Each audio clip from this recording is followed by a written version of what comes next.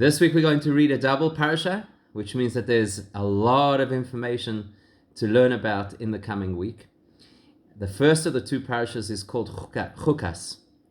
And Chukas, the direct translation of the word Chukas is the statutes of. Zois Chukas HaTorah. This is the statute of the Torah. And it's talking about the Parah Aduma, about the red heifer, which is an incredibly strange area of Jewish law. Everything about it really doesn't follow a logical pattern. And that's the specific mitzvah. The general thing that it represents is the general concept of purity and impurity. Now, if you look at the laws of purity and impurity, by and large, they make no sense. If you've spent any time studying these laws, there are so many nuances that seem to just defy anything logical. I'll give you one or two little examples. One example is that the highest form of impurity that exists is what's called tumas meis, the impurity associated with a person who has passed away. And that tuma, that impurity is transferred by direct contact.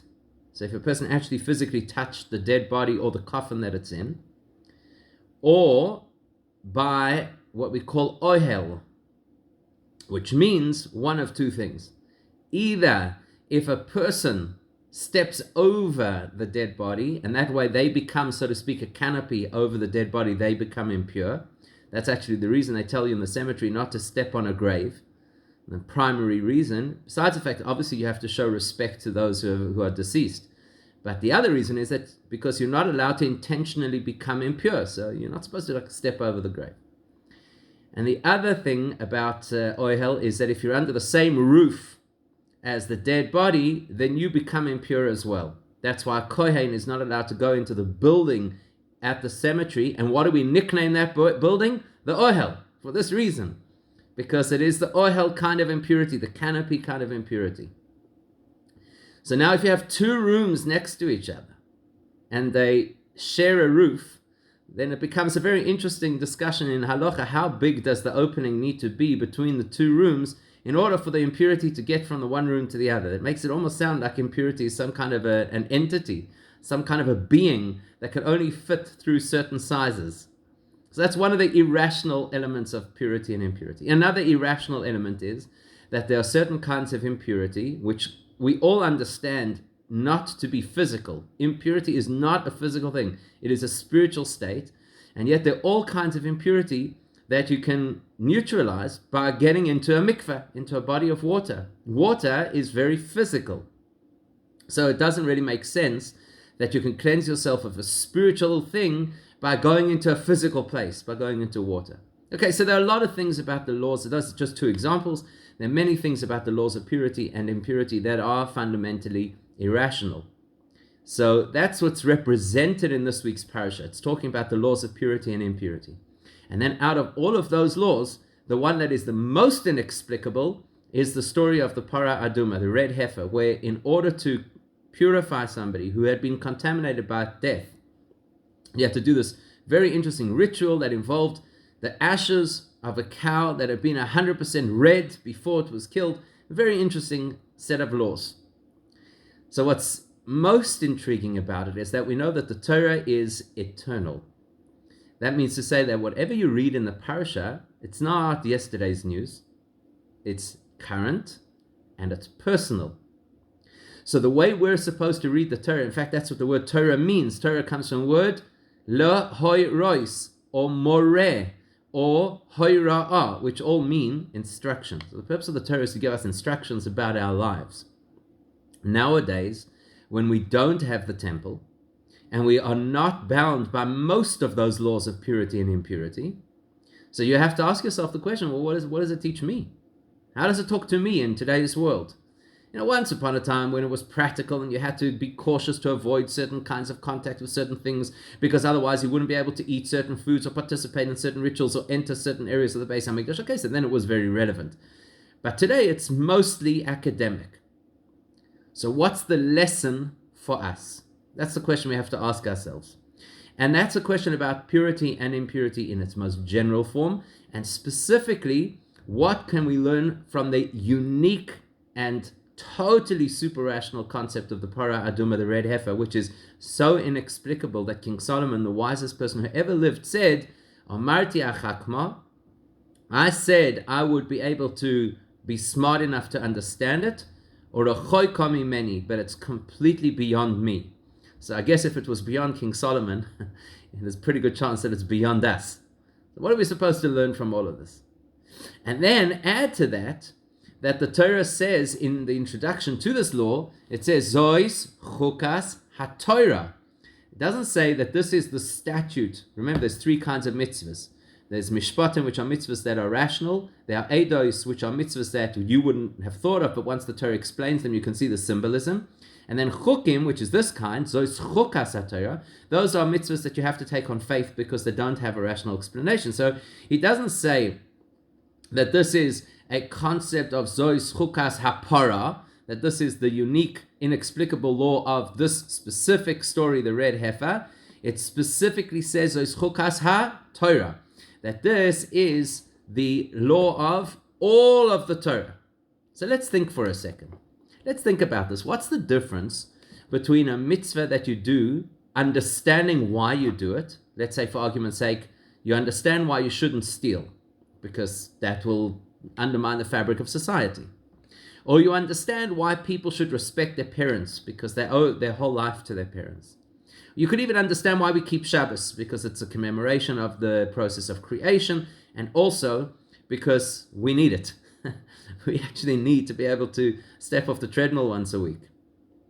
So what's the difference between a mitzvah that you do because you understand it versus a mitzvah that you do despite the fact that you don't understand it?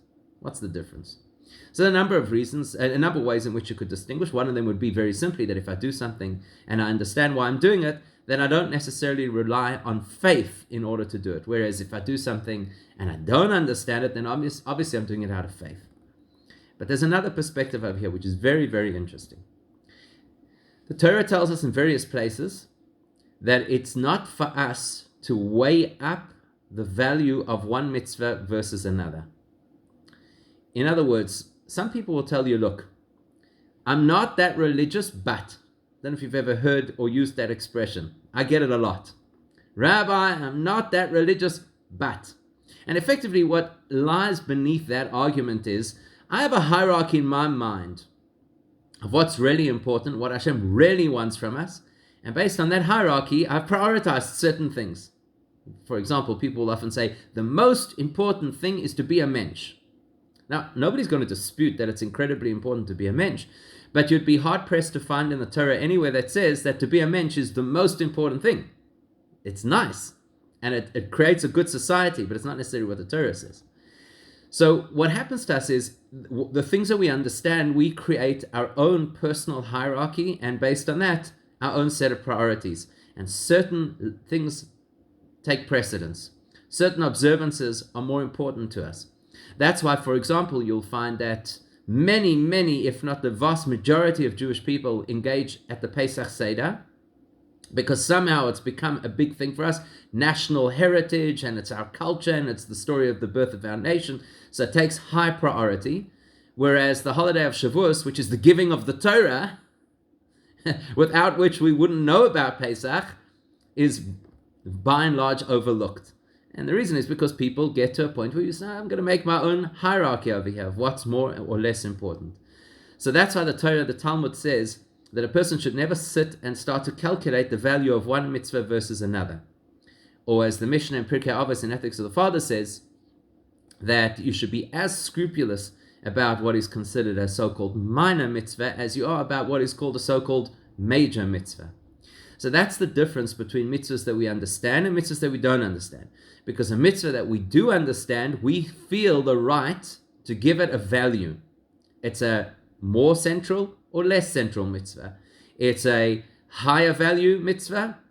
In other words, it's worth investing in. Or a lower value mitzvah. In other words, Hashem will overlook the fact that I don't do it. That's why in this parasha, we get introduced to chukim. We get introduced to mitzvahs that we don't understand. So if we don't understand them, we can't apply our own personal subjective value to them, because the only reason you would do this mitzvah would only be because Hashem said so. And therefore, if you're doing it only because Hashem said so, you're doing it with absolute value. In other words, I have no value to attribute to this mitzvah because I don't get it. I don't understand it. So the only value that this mitzvah has is what Hashem has given it. And the value that Hashem gives something is an absolute value. So I'll do this mitzvah with total dedication. It's not going to be in any way, shape, or form changed by my personal experience. It's just purely out of commitment to Hashem. So that's the first lesson that we're going to get out of this parasha. The Torah tells us, Zois chukas ha-Torah, that this attitude that a person would naturally take to the chukim, which is, I know that I don't understand it, so therefore I have to do it out of absolute commitment, that attitude should filter through to every other mitzvah, including the ones that we do understand, and including the ones that we think, based on our understanding, are maybe not so important, and we can afford to overlook them. Comes the Torah and tells us what's an eternal lesson, Zois chukas ha-Torah. The attitude that we're supposed to take to the whole Torah is this: it's nice that occasionally Hashem allows me some level of understanding of why I do a mitzvah, but why I do it based on my understanding should not be the drive to do the mitzvah. The drive to do the mitzvah, because Hashem said so.